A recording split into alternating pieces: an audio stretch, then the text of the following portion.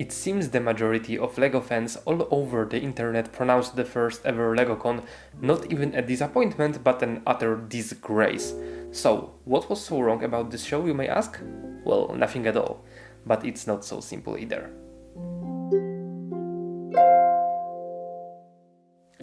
In the beginning of June this year, LEGO announced the first ever LEGOCON, which was supposed to be, and let me quote here the official press release, a virtual convention for LEGO fans, a place for like-minded people to come together to share their passion for the brick and creativity. And there were some live activities planned, like panels with designers of the sets, special guests, Q&As, live building sessions, etc, etc. But what LEGOCON was supposed to be, I think was a little misunderstood by a lot of people. And of course, I don't mean to diss anyone here, everyone is fully entitled to their opinions. However, I feel that there were much more hateful comments and negativity and mockery towards, surrounding the entire event than the actual constructive feedback towards the LEGO group. As far as I've noticed, no recognized LEGO fan media was disappointed with what was actually shown during the LEGOCON because they knew exactly what type of entertainment we should expect from the event. And literally the first sentence of the original press release was: families can discover all the latest LEGO news and connect with other fans globally during this inaugural LEGOCON event. And I can tell you right away that LEGOCON 2021 did just that. Plus, there were two family-friendly hosts of the event, Melvin Odum, who is the host of LEGO Masters UK edition as well, and Michelle Carre, who is a rather well-known YouTuber and an actress. And let me just add that those hosts were not liked by a lot of people either. And I think that it may have been due to the fact that probably maybe some people imagined LEGOCON with something like Niels Christiansen, who's the CEO of the LEGO Group, on the main stage announcing one new product after another and one panel after another, just like, Steve Jobs back in the day during Apple events, and yet LEGOCON was nothing like that. By the way, were you watching the LEGOCON live? Did it fail to meet your expectations, or were you actually enjoying the show? Do let me know in the comments, I'm really curious about your point of view on that matter. Okay, so without further ado, let me just show you and tell you what was happening during the LEGOCON, and I won't be showing you everything that was happening during the event, only those most important and most interesting things, well, at least to me.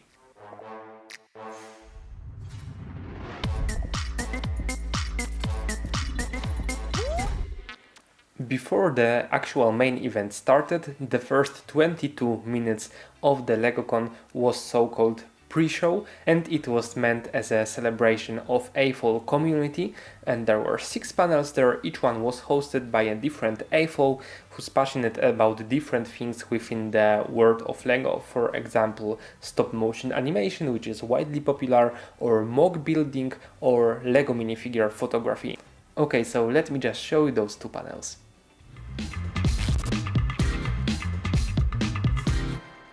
Hi, I'm Flynn. I'm Richard. And together we are Tricky Bricks. We are so excited to see all of you here today for LEGOCON. We're sitting here with a mock that we made ourselves. Mock is my own creation. That's different from a set in that you design it yourself. One of the best ways that you can start building a mock is by building what you know. And we know theater. We come from theater. This mock actually opens in the front so that you can see the inside. Theaters have a lot of stories to tell, and ours is no different. And here we use color to help tell our stories, like the hats and costumes in our costume room. And then downstairs in the theater, you can see that we've used the red theater seats, and of course the classic red theater curtain going up.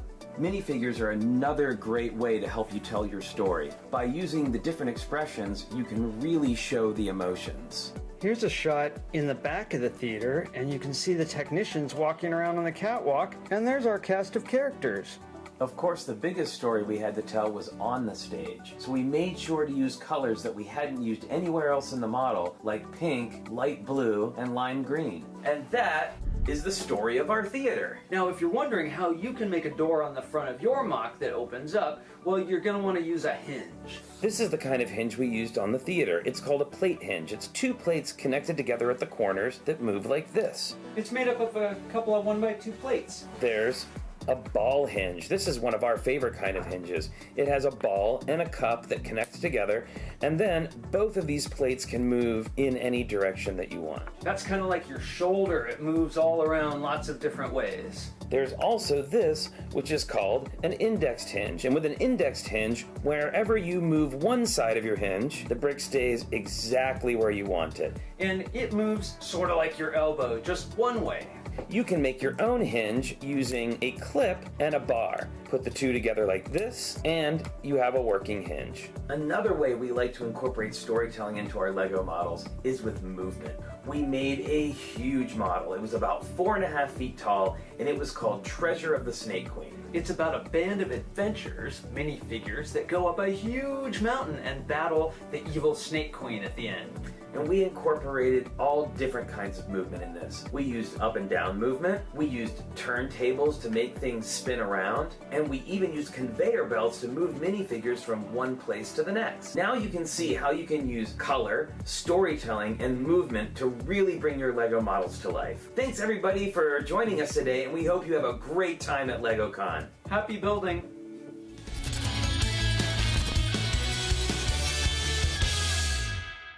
I'm Anna Batanga, or 4 Bricks Tall, and I'm a Lego photographer. I love shooting Lego minifigures. To me, they are the perfect subjects. Before I start shooting, I create a custom character. This is actually one of my favorite parts of Lego photography. I love going through all my little drawers of torsos, heads, hair, and legs, and creating an interesting character, because everything for me starts with a subject. That's actually what really attracted me to Lego photography in the first place. I could create all of these little people and bring them to life in a way, in a photo. And I can make urban characters or fantasy characters from all the parts that I have in my collection.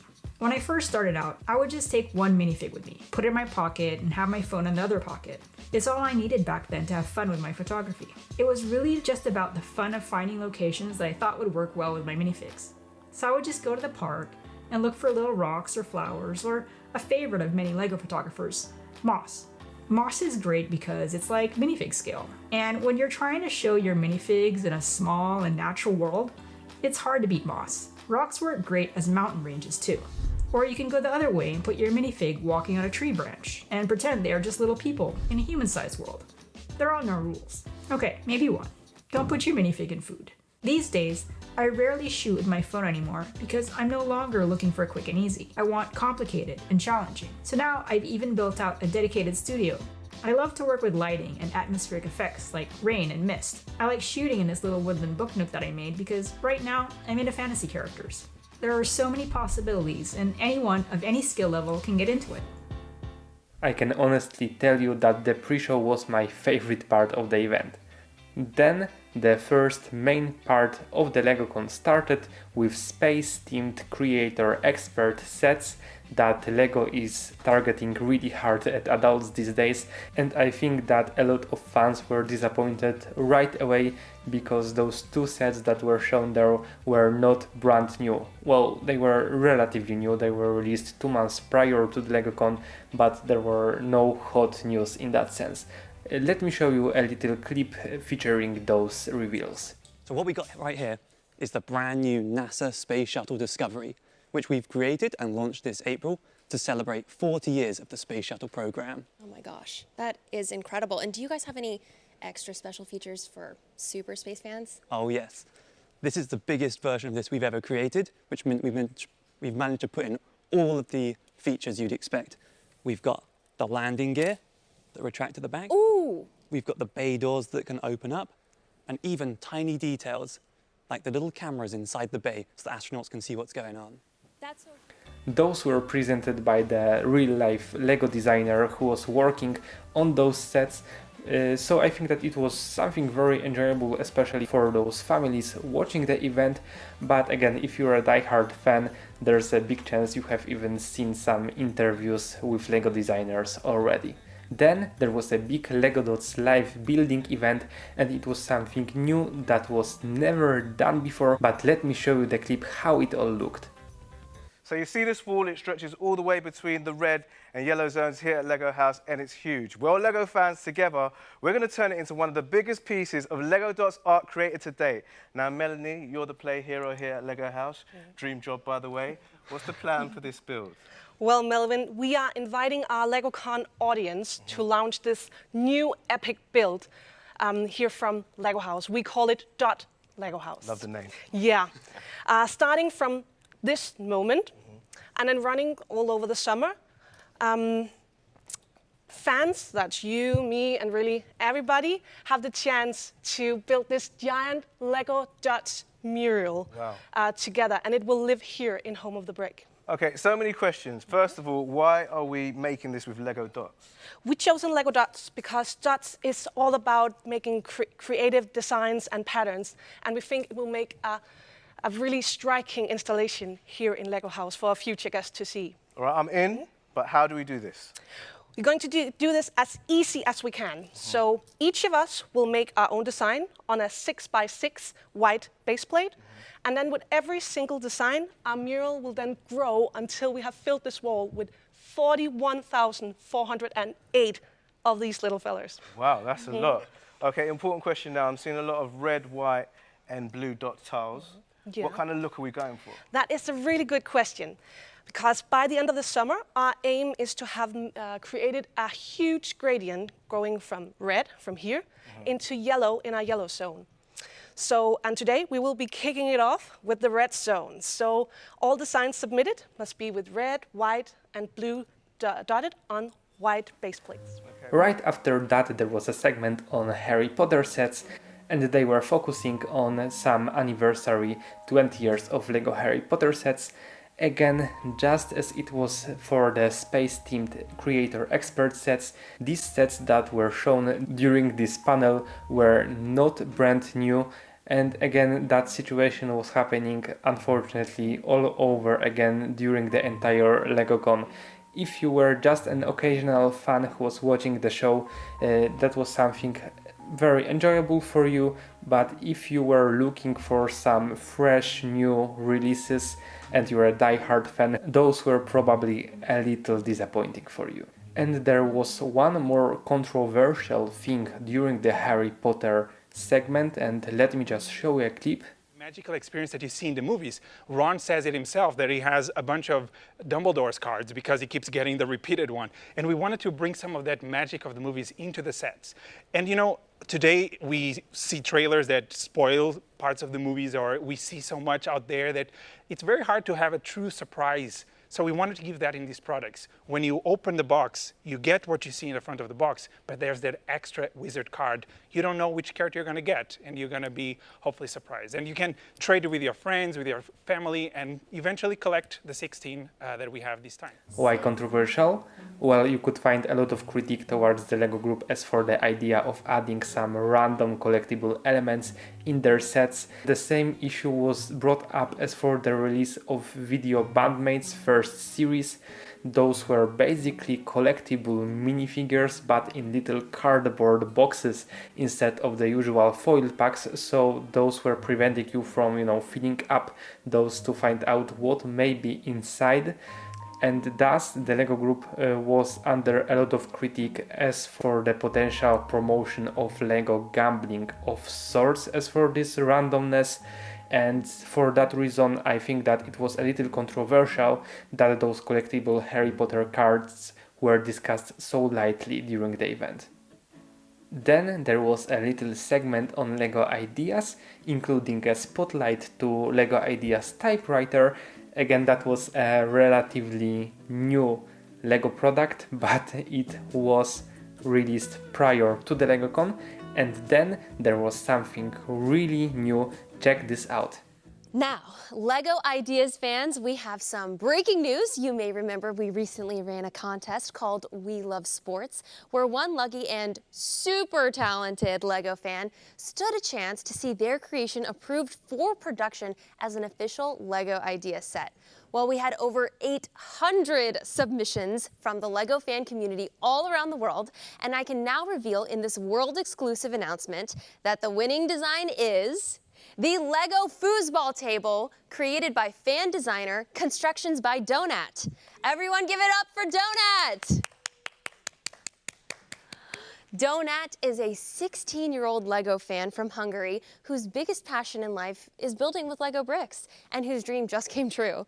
This set was chosen for its timeless design, its joyful celebration of the game, and its ability to bring families and friends together for quality game time. So, congratulations again to Donat from everyone here at the LEGO House. I bet that was exactly the type of news that LEGO fans, some LEGO fans at least, were expecting from the LEGOCON, but for the entire 2 hours. And I don't want to repeat myself too much, but I think that your reception of the event was heavily reliant on the fact if you're a rather die-hard LEGO fan who's up to date with everything, or just an occasional one who was watching the event with your family. Of course, just another issue or question is if occasional fans even knew about the LEGOCON happening, despite the show being very advertised all over social media, or in fact if those only die-hard fans were watching LEGOCON. After that, there was a segment on LEGO's continuous efforts to become a fully sustainable brand, and that segment was focusing on new prototype LEGO bricks made from recycled PET bottles. And it was something very interesting, and that issue is of course very important. However, once more, the press release on that matter was released just prior to LEGOCON, so that was no big news. Now, the last thing I wanted to highlight was the Star Wars panel, and that was probably the one most controversial for die-hard fans, because right from the announcement, LEGO teased that the new exclusive products, Star Wars products, will be revealed during the LEGOCON, and there were some wild speculations all over the internet of what actually may be shown during the event, and a lot of people were expecting Republic gunship to be announced back then, because it was already known that this set should premiere anytime soon. By the way, it was premiered this Thursday. This is how this set looks like. It's a gorgeous, detailed beast of a set. Of course, that's a UCS, so one of the Ultimate Collector Series sets, and you can check it out here. And yet, this is what the actual LEGOCON revealed for us.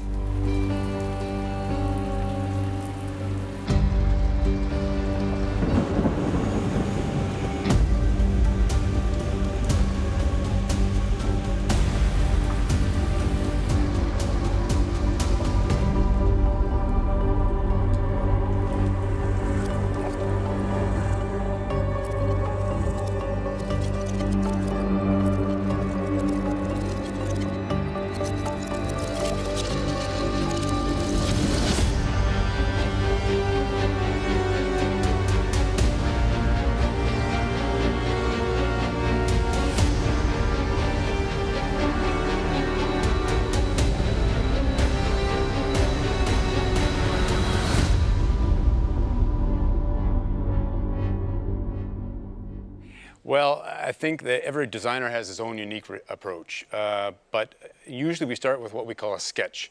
Now, sketching with Lego bricks means that we rough out an idea. If we like that direction, then we continue. We go into a maturing phase where we build, rebuild, test multiple times. Those sets were Moff Gideon's light cruiser, Boba Fett's starship, previously known as Slave 1, and Imperial Armored Marauder. And those sets were in fact revealed before, as there was some mess as for the new Summer-Winter 2021 catalog, because it seemed that by mistake LEGO Japan revealed that new catalog in the beginning of June 2021, and that version of catalog included those sets. However, this LEGOCON was the first time those products were officially revealed by the LEGO Group, just as it was intended. And yet, as a lot of fans have seen them already, that segment was pronounced the biggest disappointment of the entire event. Okay, so what I actually think about the first ever LEGOCON. First thing, I think that the name itself may have been a little misleading because it's very close to Comic-Con or Blizzard's BlizzCon, and for that reason people may have been expecting that it will be something a little more in that format of, you know, a big industry event with tons of new reveals, one surprise after another, one new product after another, etc, etc. And yet LEGOCON was something a little different than that. And to be honest, even I was a little disappointed right after I watched it. And yet LEGOCON wasn't planned to be or hinted to be something like that from the beginning. It was announced as a family event, and again, let me quote the official press release with behind the scenes access, inspiring builds and live building that demonstrate the endless possibilities of the brick. Our official, and let me emphasize it, official reveal of new products, exclusive opportunities to engage with LEGO designers and other presenters during the show, and it did just that. Full disclosure, I'm checking LEGO news several times per day to be up to date with everything, so I really get this feeling of disappointment. However, I think that if the LEGOCON wanted to be as family friendly and inclusive to everyone, not only those die-hard fans as it was actually, I think that there was no better way to do it than it was done. I'm honestly looking forward to the next year's LEGOCON, and it was already announced that LEGOCON 2022 will be happening. However, whether it will be a full-blown industry event with tons of new releases or just a family-friendly get-together, only the time will tell. Thank you very much for watching, and I hope to see you around. Bye!